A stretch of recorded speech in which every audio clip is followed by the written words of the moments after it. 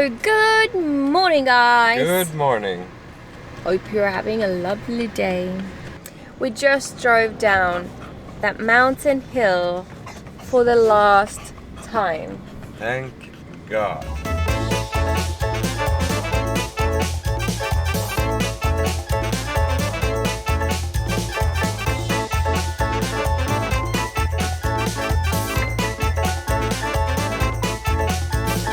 So only one scratched mirror, or we don't know if it's scratched, but a lady bumped into it yesterday. Yeah. Yeah, nothing worse than that really, thankfully. It was nerve-wracking driving down there every day. Yeah. And last night we went for a nice evening hike up to a viewpoint close to us, and you could see all the way to Naples. It was our travel neighbors from Germany that invited us. They were so nice, and you could see fireworks because there's weddings all the time, and if there's a wedding you have to have fireworks, apparently. Yeah, it was really, really nice and so beautiful. And I found a street dog I wanted to adopt, but I wasn't allowed. She was so hungry and she wanted a home, and Charlie wanted a friend. And now I'm sad. Anyway, we're on our way to Rome, where we got a Rona test, and we are not sure if we are gonna make it because it's red. There's so much traffic, it's not moving, and we were late to start. Not that bad though, like only half an hour. We've been worse. Oh yeah, I booked a hotel a couple of days ago in Rome where it said pets allowed, and this morning at 5 they texted me saying, oh, dogs are not allowed, so we don't have a hotel. Like, I've asked a couple of other hotels in the area if we can bring a dog. It says dogs are allowed, but since you can't be sure here, I've asked and they haven't responded yet, so hopefully by the time we get to Rome. Yeah. And hopefully we'll make it to the Vatican today.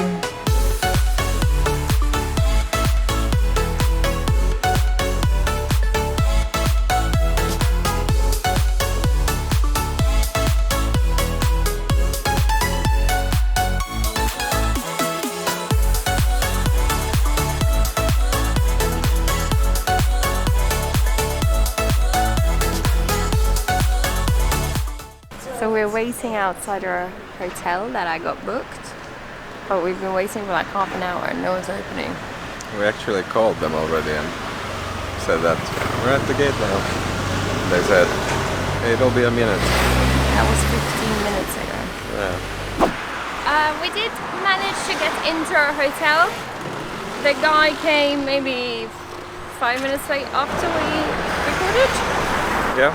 We did get breakfast for free now, so because he wasn't even there.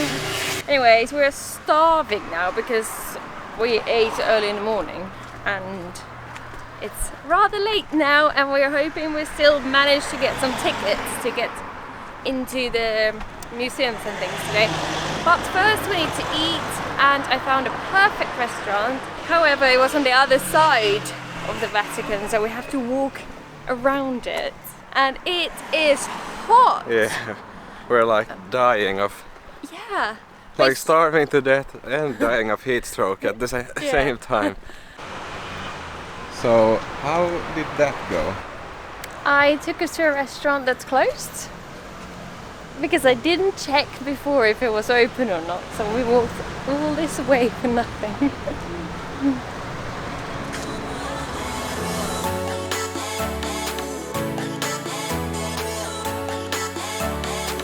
Are you happier now? Yeah. That was really good. Yeah, it was. Surprisingly good, actually.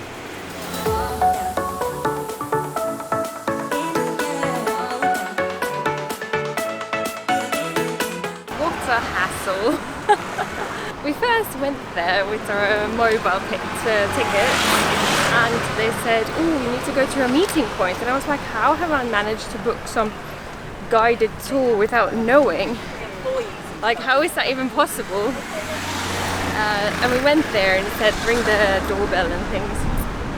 But there wasn't. There wasn't any signs to like which doorbell you should ring. Yeah, it said it will state the company name, but There it wasn't even any. the company. No. It was a different company. Yeah. And now we're But walking up the same pavement Yeah. for the second time. And we've walked so much already, my legs are tired. We're probably just gonna sit inside the Vatican. Yeah.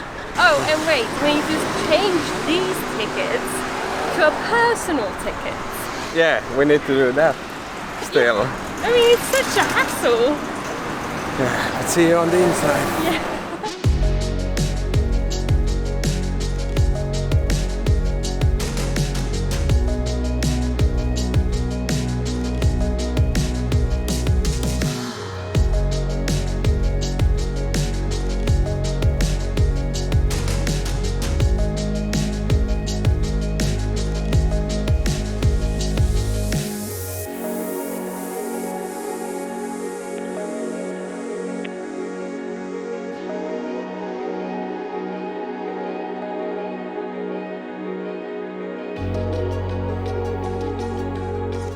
This looks like me and Charlie on a normal day basis.